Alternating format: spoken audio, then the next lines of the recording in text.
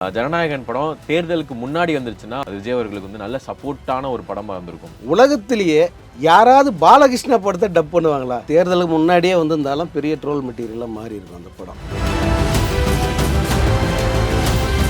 Telugu version தான் அப்படியே எடுத்து வச்சிருக்காங்க அப்படிங்கிறதும் படம் பார்த்த நிறைய பேர் சொல்லிட்டாங்க. கூடுதலாக என்னன்னா ஒரு மணி நேரத்துக்கு வந்து இவருக்கான பில்டப் சீன் வச்சிருக்காங்க.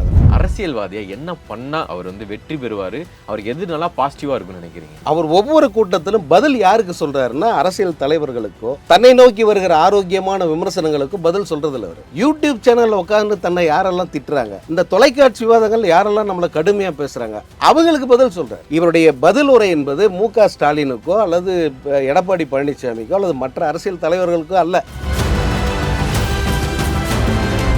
அது நம்ம எதிர்பாராத நினைச்சு கூட பார்க்க முடியாத ஒரு அரசியல் இங்கே அரங்கேறிக்கிட்டு இருக்கு. அவர் செய்யணும்னு நினைச்ச அரசியல் வேறு. யாருமே வந்து எனக்கு எதிரியே கிடையாது. நான் யாரையுமே திட்ட மாட்டேன். என்ன வேணா திட்டிக்க, அதில் உனக்கு புகழ் கிடைக்குது, அதனால உனக்கு பலன் இருக்குன்னா யூ கேன் என்ஜாய். எனக்கு அதை பற்றி ஒன்றுமே இல்லை. நான் உன்னை திட்ட மாட்டேன். இதுதான் என்னோட அரசியல். அதைத்தான் அவர் ஆன்மீக அரசியல்னாரு. அதை உடனே இவங்க அதுக்கு ஒரு கலரை பூசி ஏதோ சாமியார் அரசியல் அப்படின்னு சொல்லிட்டு அவங்க நினச்சிக்கிட்டாங்க.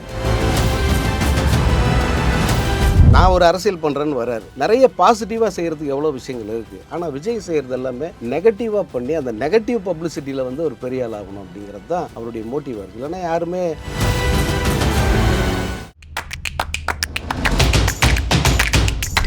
தாவேகா தலைவர் விஜய் அவர்கள் வந்து ஒரு அரசியல்வாதியா என்ன பண்ணா அவர் வந்து வெற்றி பெறுவாரு, அவருக்கு எது நல்லா பாசிட்டிவா இருக்கும்னு நினைக்கிறீங்க? இல்லை, அவருக்கு இப்போ வெளியிலிருந்து வருகிற எந்த ஆலோசனையுமே வந்து அவர் எடுத்துக்கிற ஒரு ரகமாக தெரியல.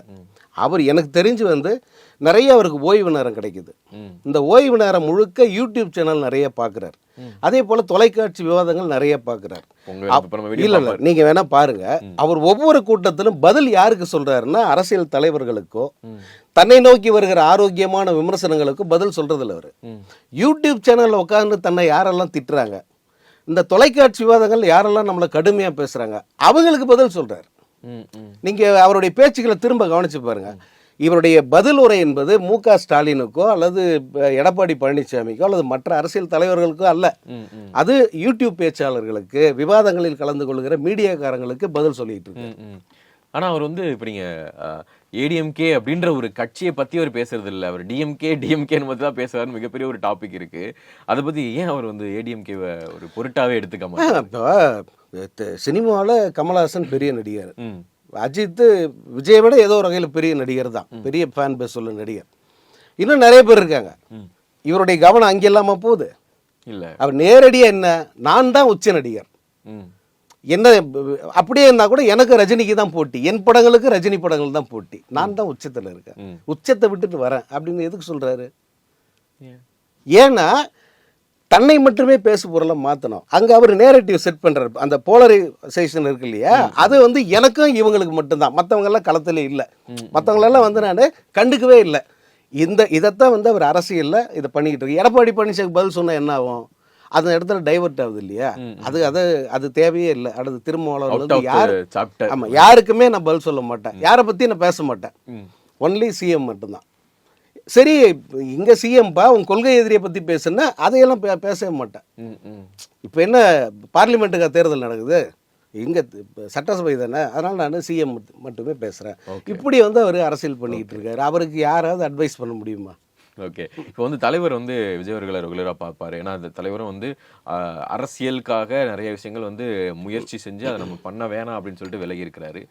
அவர் வந்து விஜய் அவர்களுடைய அந்த பயணத்தெல்லாம் பார்ப்பாரா? பார்த்துட்டு அவர் மைண்ட் செட்டில் என்ன இருக்கும்னு நினைக்கிறீங்க? பார்ப்பாரு. அவரெல்லாம் ஒன்றும் எதுவும் கண்ணை மூடிட்டு இருக்கிற ஆள் இல்லை. என்ன யோசிப்பாருன்னு இருக்கும்ல, நிறைய உண்மையில வருத்தப்படுவார் அவர்.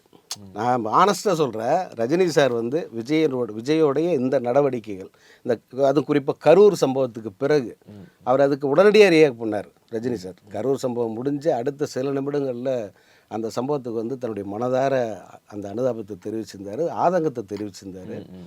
அப்போ நிச்சயமாக வந்து வருத்தப்பட்டிருப்பார். என்னடா அது நம்ம எதிர்பாராத, நினச்சி கூட பார்க்க முடியாத ஒரு அரசியல் இங்கே அரங்கேறிக்கிட்டு இருக்கு. ஏன்னா அவர் நினச்ச அரசியல் வேறு, அவர் செய்யணும்னு நினச்ச அரசியல் வேறு. யாருமே வந்து எனக்கு எதிரியே கிடையாது, நான் யாரையுமே திட்ட மாட்டேன், என்ன வேணால் திட்டிக்க, என்ன விமர்சனம் பண்ணிக்க, அதில் உனக்கு புகழ் கிடைக்குது, அதனால் உனக்கு பலன் இருக்குன்னா யூ கேன் என்ஜாய். எனக்கு அதை பற்றி ஒன்றுமே இல்லை, நான் உன்னை திட்ட மாட்டேன். இதுதான் என்னோட அரசியல். அதைத்தான் அவர் ஆன்மீக அரசியல்னாரு. அதை உடனே இவங்க அதுக்கு ஒரு கலரை பூசி ஏதோ சாமியார் அரசியல் அப்படின்னு சொல்லிட்டு அவங்க நினச்சிக்கிட்டாங்க. ஆன்மீக அரசியல்ன்றது ஒருத்தர் மேலே வெறுப்பு காட்டாத அரசியல், அவ்வளோதான். இதைத்தான் நான் செய்யணும் அப்படின்னு சொல்லிட்டு அவர் வந்தார். அவரால் செய்ய முடியல, அவர் ஒதுங்கிட்டார். ஆனால் நான் செய்கிறேன் பாரு அந்த அரசியல்னு ஒருத்தர் வர்றாரு, நான் ஒரு அரசியல் பண்ணுறேன்னு வர்றாரு. வர்றவர் வந்து பாசிட்டிவாக நிறைய பாசிட்டிவாக செய்கிறதுக்கு எவ்வளோ விஷயங்கள் இருக்குது. ஆனால் விஜய் செய்கிறது எல்லாமே நெகட்டிவாக பண்ணி அந்த நெகட்டிவ் பப்ளிசிட்டியில் வந்து ஒரு பெரிய ஆள் ஆகணும் அப்படிங்கிறது தான் அவருடைய மோட்டிவாக இருக்குது. இல்லைன்னா யாருமே செத்துப்போன அந்த 41 பேரோட குடும்பத்தை வந்து மாமல்லபுரத்துக்கு வர சொல்லி அனுதாபம் தெரிவிப்பாங்களா? அது எதிர்மறை தானே. அது பொதுவான போக்கு என்னவோ கூட்ட வருதுன்னு சொல்கிறாங்களா? இல்லை, பொதுவான போக்கு என்ன, ஒரு விஷயம் நடந்துருச்சுன்னா நம்ம அங்கே போகணும். ஒரு அரசியல்வாதி அதை தான் செய்வோம். அப்போ தான் ஜனங்க வந்து நான் இப்போ ஒரு 10 பேர் பார்க்க வரதான் செய்வோம். அதுக்காக நான் அவங்கள ஊரை விட்டு வெளியே ஊரடங்கு உத்தரவு போட்டு நின்றுங்க நான் சொல்ல முடியாது இல்லை. அது இன்னொன்று ஒரு வகையில் அவருக்கு கூடுதல் பலம். அது பாடுறா நம்ம தேடி வந்துட்டார் தலைவர் அப்படின்னு சொல்லிட்டு அவங்க மெச்சுக்குவாங்க. ஆனால் நீ என்ன பண்ணுற, அதை அப்படியே உள்டாவாக மாற்றுற, எல்லாத்தையுமே அப்படி தான் மாற்றுறாரு. அது துப்புரவு பணியாளர் போராட்டமாக இருக்கட்டும், அல்லது மழையில் பாதிக்கப்பட்டவங்களாக இருக்கட்டும், யாராக இருந்தாலும் பனையூருக்கு வா, இங்கே வந்து என்னுடைய அலுவலகத்தில் வந்து நீ ஆறுதல் வாங்கிக்க, அல்லது உதவிகள் வாங்கிக்க, அல்லது அனுதாபத்தை வாங்கிக்க, இது எல்லாத்தையும் நீ பனையூருக்கு வா, அல்லது நான் இருக்கிற இடத்த தேடி வான்றது ஒரு வகையில் வந்து அவர் இதை நார்மலைஸ் பண்ண முயற்சி பண்ணுறாரோ அப்படிங்கிற ஒரு கேள்வி இருக்குது. எல்லாருமே இப்படி தானே பண்ணுவாங்க. நான் பதிலுக்கு இப்படி நான் மாற்றி காட்டுறேன் பார், அதையே வந்து நான் நார்மலைஸ் பண்ணி காட்டுறேன் பார் அப்படிங்கிற மாதிரி இருக்குது. ஸோ இவருக்கு வந்து யாருமே அட்வைஸ் பண்ண முடியாது, எந்த பத்திரிகையாலும் வந்து யோசனை கூட சொல்ல முடியாது. ஓகே, இப்போ வந்து நீங்கள் சொல்லும் போது விஜய் அவர்கள் வந்து ரஜினி சார் தலைவரை தான் வந்து ஃபாலோ பண்ணுறாரு அப்படின்ற ஒரு விஷயம். ஆனால் விஜய் அவர்கள் வந்து ரீமேக்குக்கு அதிகமான பேர் போனவர். இங்கிட்டு கட் பண்ணி இங்கிட்ட திரும்பி பார்த்தா ரஜினி சார் ரீமேக் பண்ண படங்கள் ஏராளமாக இருக்குது. அது வந்து பார்த்துருப்பாரா ஃபுல் அண்ட் ஃபுல் எல்லாத்தையுமே? இப்படி பண்ணால் நான் ஒர்க் அவுட் ஆகுது அந்த மாதிரி ஏதாவது இருக்கும்? அது சினிமாங்கிறது எப்படின்னா, கிழக்கு வாசல்னு ஒரு படம் ஓடிடுச்சிங்க. அதுக்கப்புறம் 30 படத்துக்கு கிழக்குன்ற வர்ற மாதிரி டைட்டில் வச்சாங்க. ஓகே, என்ன கிழக்குன்ற வர்ற மாதிரி அதுக்கப்புறம் ஒரு 30 படமாவது வந்துருக்கு. ஓடிச்சாது? எந்த படமும் ஓடலையே. ஓகே, எவ்வளோ பெரிய டைரக்டர் பி வாசு, அவரே வந்து கிழக்கு கரையின் படம் எடுத்தார். ஆமாம், இந்த கிழக்கு வாசல் சென்டிமெண்ட் பண்ண வேலை அது. அப்படி எல்லாமே ஓடுருமா? அது ஒருத்தருக்கு அது ஒர்க் அவுட் ஆகும், சிலருக்கு அது ஒர்க் அவுட் ஆகாது. இவரும் வந்து அந்த மாதிரி நிறைய ரீமேக் எடுத்தார். இவருக்கு சில படங்கள் நல்லாவே ஒர்க் அவுட் ஆகிருக்கு. போக்கிரியெல்லாம் பெரிய அளவுக்கு ஹிட்டான படம் தானே. ஓகே, இப்போ ஃபைனலி இந்த ஜனநாயகன் ஒரு படம் இருக்குது. ஸோ அந்த படத்துக்கு நிலைமை என்ன தான் ஆகும், எப்போ வரும்? ஏன்னா சில விஷயங்கள் என்ன சொல்கிறாங்க அப்படின்னா, ஜனநாயகன் படம் தேர்தலுக்கு முன்னாடி வந்துருச்சுன்னா அது ரொம்ப ஹார்ஸாக இருந்திருக்கும், அது விஜய் அவர்களுக்கு வந்து நல்ல சப்போர்ட்டான ஒரு படமாக இருந்திருக்கும். பட் தேர்தலுக்கு அப்புறமா வந்துச்சுன்னா அதில் வரக்கூடிய டைலாக்குகள் அது வந்து அது ஏதோ ஒரு வகையில் கிண்டல் செய்யப்படக்கூடிய வகையில் கூட இருக்குன்னு சொல்கிறாங்க. அது உண்மை. இது தேர்தலுக்கு முன்னாடியே வந்திருந்தாலும் பெரிய ட்ரோல் மெட்டீரியலாக மாறி இருக்கும் அந்த படம். ஏன்னா அந்த படம் வந்து அந்த படத்தை அதோட தெலுங்கு வெர்ஷனாக எல்லாருமே பார்த்துட்டாங்க. பகவந்த் கேசரி. இன்னொன்று அந்த தெலுங்கு வெர்ஷன் தான் அப்படியே எடுத்து வச்சுருக்காங்க அப்படிங்கிறதும் படம் பார்த்த நிறைய பேர் சொல்லிட்டாங்க. கூடுதலாக என்னென்னா ஒரு மணி நேரத்துக்கு வந்து இவருக்கான பில்டப் சீன் வச்சுருக்காங்க அதில். அந்த படமே 2 மணி நேரம் படம். இது கூடுதலாக ஒரு 54 நிமிஷத்துக்கு வந்து இவருக்கான பில்டப், இவருக்கான அரசியல் வசனங்கள், பஞ்ச் டைலாக்ஸு இதெல்லாம் வந்து கூடுதலாக வச்சுருக்காங்க. அது வந்து உட்கார முடியல, பார்க்க முடியல அப்படிங்கிறதா வந்து கமெண்ட்டு. ஒருவேளை அதனால் இந்த படத்தை வந்து அவங்க தள்ளி வச்சுருக்காங்களா அப்படின்னு தெரியாது. ஸோ தேர்தலுக்கு முன்னே வந்திருந்தாலும் அது ட்ரோல் மெட்டீரியல் தான், தேர்தலுக்கு அப்புறம் வந்தாலும் அது ட்ரோல் மெட்டீரியல்.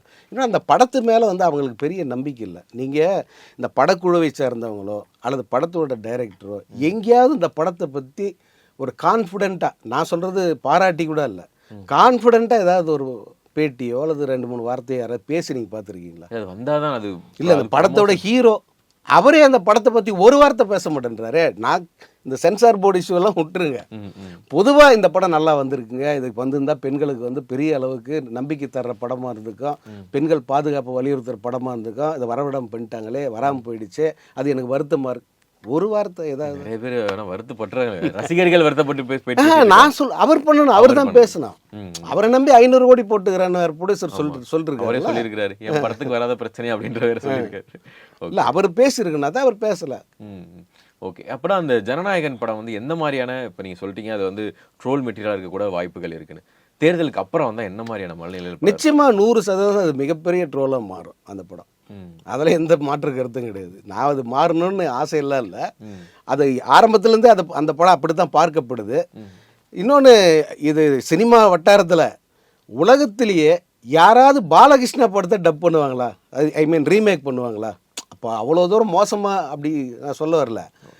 அந்த படத்தை தெலுங்கில் ரிலீஸ் ஆகுது, தெலுங்கு படத்தை தமிழ் ஆடியன்ஸே அப்படியே பார்த்து என்ஜாய் பண்ணுவான். அதை டப் பண்ணணும் அல்லது ரீமேக் பண்ணணும்லாம் யாருமே முயற்சி கூட பண்ண மாட்டாங்க. இது வரைக்கும் அப்படி நடந்ததே இல்லை. நமக்கு ஒக்கடு படம் கில்லி தானே.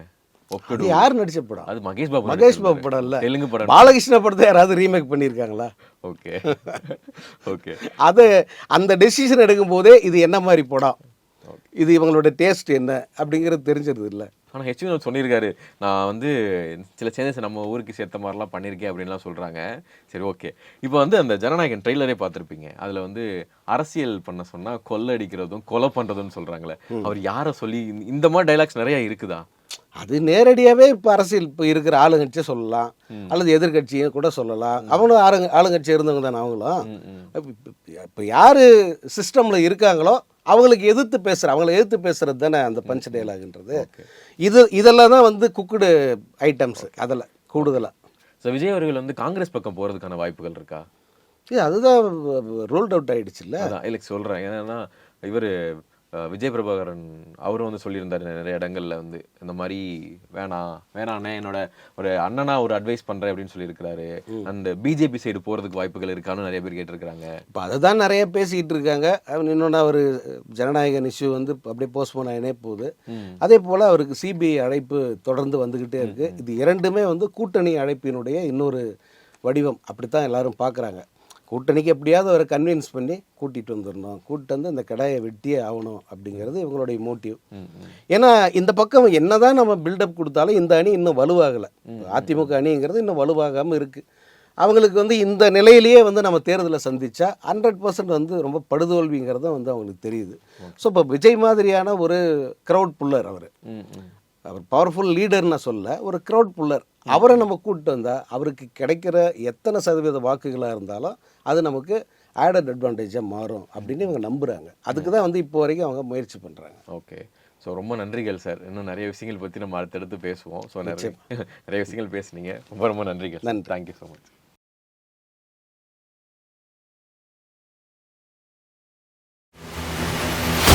மக்களின் நாடி துடிப்பை உணர்ந்த செய்தி தொகுப்புகள், அரசியல் களத்தை உற்றுநோக்கும் கோணங்கள். உங்கள் குமுதம் நியூஸ் 24/7 லிங்க் டிஸ்கிரிப்ஷனில்.